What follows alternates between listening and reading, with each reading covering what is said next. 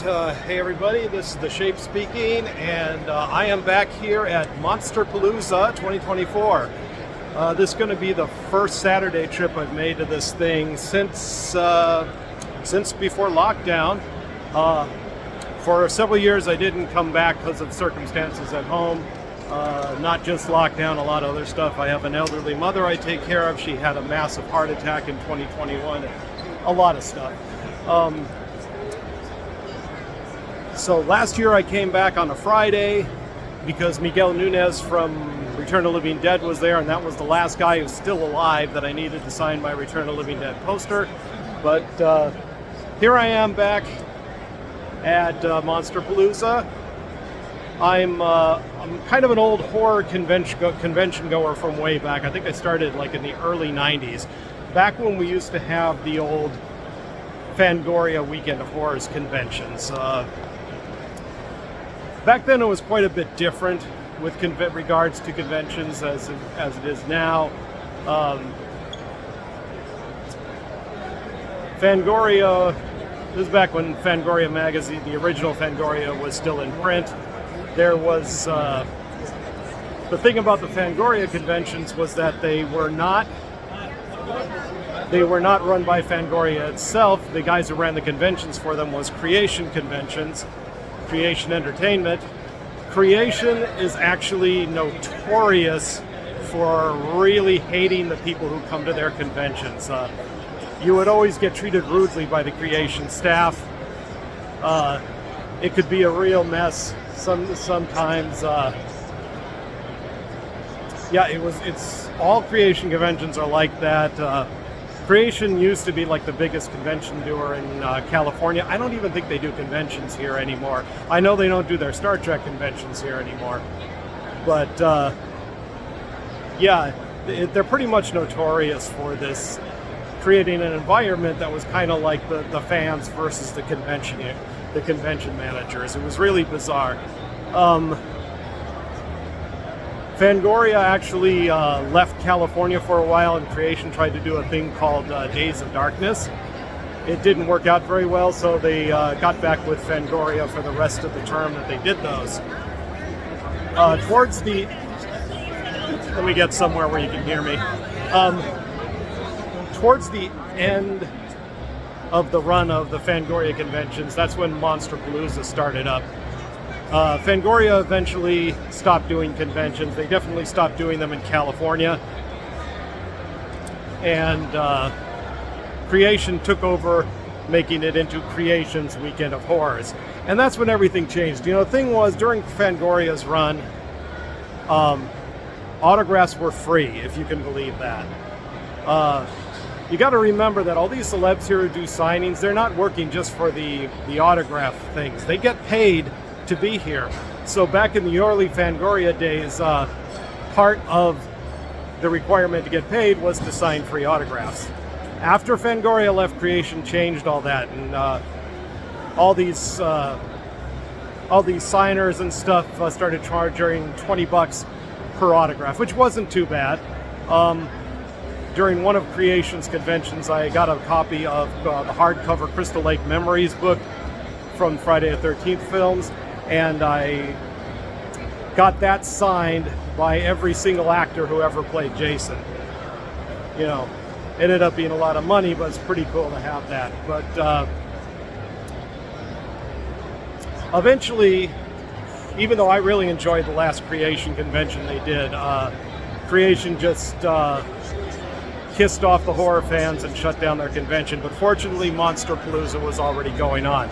Now here's the thing, Monsterpalooza is a lot different from those Creation conventions. You do not have that hostility on the part of the convention workers towards the fans that you do at a Creation convention.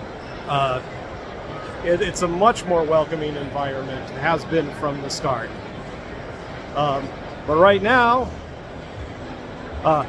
when it comes to the autographs, however, again, they charge for autographs, and after lockdown, things changed again.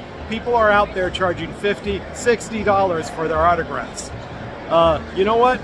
I'm not a big autograph hound. I only have like some things that I like to have autographed.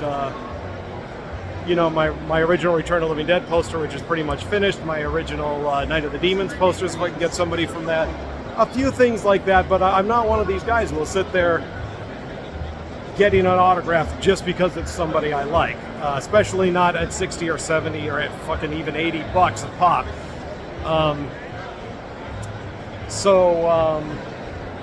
I'm losing my train of thought here. It's still kind of early, and as usual, my cat decided to serenade the house in the early morning, so I didn't get as much sleep as I wanted to, so apologies. But the thing is with these conventions, my main focus and the main reason I go there is the dealer's rooms. This is where I spend the majority of my time, and as you can see, these are big.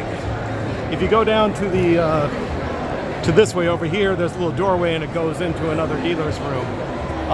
This is where you see most of the cool stuff, and this is where I spend most of my time. Now, honestly, I just had a look at the program, and surprisingly, there's a lot less panels here than there were last year, but there's going to be a few, especially I want to go see the Alien Romulus panel. The director's going to be there talking about it. It should be pretty cool. Dealer's room has always been my primary thing with these conventions. Again, since the beginning, dealer's rooms have changed quite a bit. Back in the old Fangoria days, you got to remember, you go back to the 90s and the VHS days, most films were censored that were released in America. The uncut versions were really hard to get a hold of. Things like, you know, a lot of them, almost everything was trimmed down and censored back in the 90s, in the 80s and 90s. And in the VHS days, there were never any releases of this stuff. The old Fangoria conventions, the dealer's room used to be loaded with gray market video dealers selling all kinds of obscure titles, stuff you could not get in the United States. And that used to be the main, excuse me, that used to be the main thrust of my convention going. I would save up a whole lot of money. I would walk it out there with a huge bag full of tapes. I would find all kinds of stuff, even at the beginning of the DVD phase. Now this is, like I said, this is before stuff started coming out on DVD and uncut and letterbox. This is also back before the internet, where you couldn't really get these. There wasn't a whole lot of sources. You could make connections at these conventions with some of these dealers who had mail order service, but there was no internet to find them, and there wasn't such a thing as all region players. You had to get somebody to do a PAL NTSC transfer, because European and Japanese, I don't think Japanese, I think they used NTSC, but European releases always used the PAL video format, which was incompatible with the one we used here in America. Now, annoyingly, when DVD came about, they did that region coding thing to get the studios on with it so they could control what you could see. But now pretty much anywhere you go to buy DVD players, you can find an all-region DVD and an all-region Blu-ray player out there. I've got several at home, which honestly, no film collector should be without those. But yeah, so now while Vinegar Syndrome and some of the other guys who do these uncut releases on Blu-ray, they're here selling this. You don't see all the gray market dealers the way you did back in the day, because back in those days, that was how you found uncut movies. The first time I ever saw Lucio Fulci's The Beyond in its mostly uncut version was buying a tape off the Japanese Laserdisc at one of these conventions. The US release of that back then was called The Seven Doors of Death. It changed the music, it cut out all the gore, put some of the scenes in the wrong order. and it was in horrible quality, full cropped. It was just a bad release, but that was the only way to see it legitimately here in the United States. After the DVD boom, it was released uncut and letterboxed, and now that's the version you see everywhere. That's the version that's on DVD, that's the version that's on Blu-ray, and you can stream that on Tubi and Shudder in its uncut version. And now the one that's rare is that old crappy release. Weird how that changed. But yeah, these, and you know, of course, as things go by, things change. Honestly, current society is a little toned down from what things were in the 90s. I remember there was a t-shirt company that when they made their money for the convention, they used to stick a sign up that said boobs equals free shirt, and women would happily pop them out and get a free shirt. Can't do that anymore. Even that was over the old Fangori convention. Even at Monsterpalooza though, I remember they used to have makeup. They still do. They have makeup tutorials and demonstrations going on. A lot of times if they wanted to do like a full torso thing on a female model, she would be there just wearing like bandages over her nipples while they put the makeup on. You don't see that so much anymore too. You can't really do that. But yeah, a lot of stuff has changed over the years, and tons of stuff has changed since lockdown. But hey, Carrie. This is still fun for horror fans everywhere. This is at the Pasadena Convention Center. I don't think I mentioned that before, where they do this. They also do a Son of Monsterpalooza in October, but because of all the other stuff I do in October, it's really difficult for me to get to that one anymore. But the funny thing is, I'm never sure that the good citizens of Pasadena are really really ready every year to be inundated with hundreds of horror fans all at once. There's a shopping mall across the way.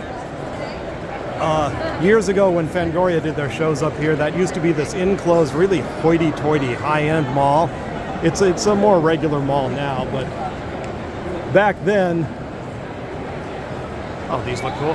Back then, I was always laughing at the fact that all these guys in their Armani suits with their attaché cases were in that mall, and suddenly, you know, hundreds of a whole bunch of horror fans all dressed up and all collectively dressed in black would come into that mall, and these guys looked like they were ready to just fall over and pass out. It was really funny. Anyways, we're at that point where I'm actually kind of starting to ramble, so I'm going to cut this off.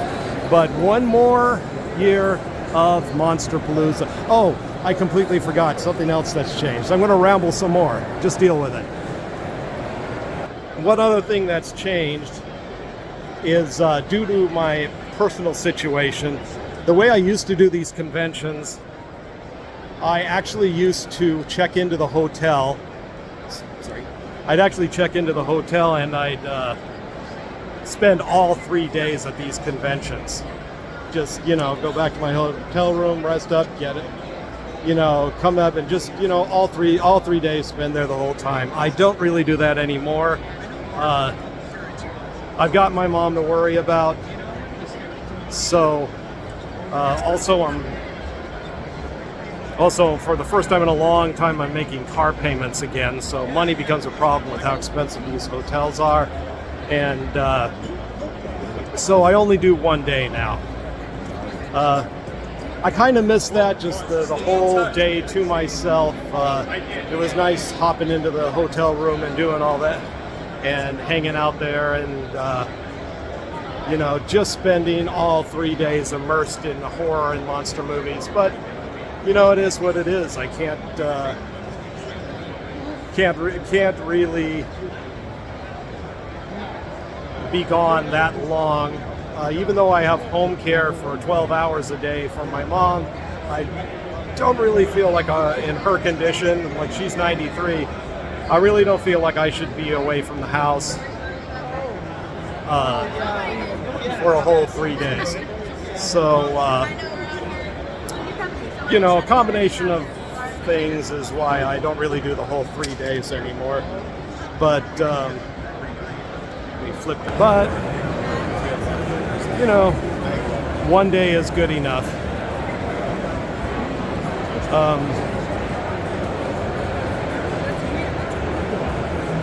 Yeah.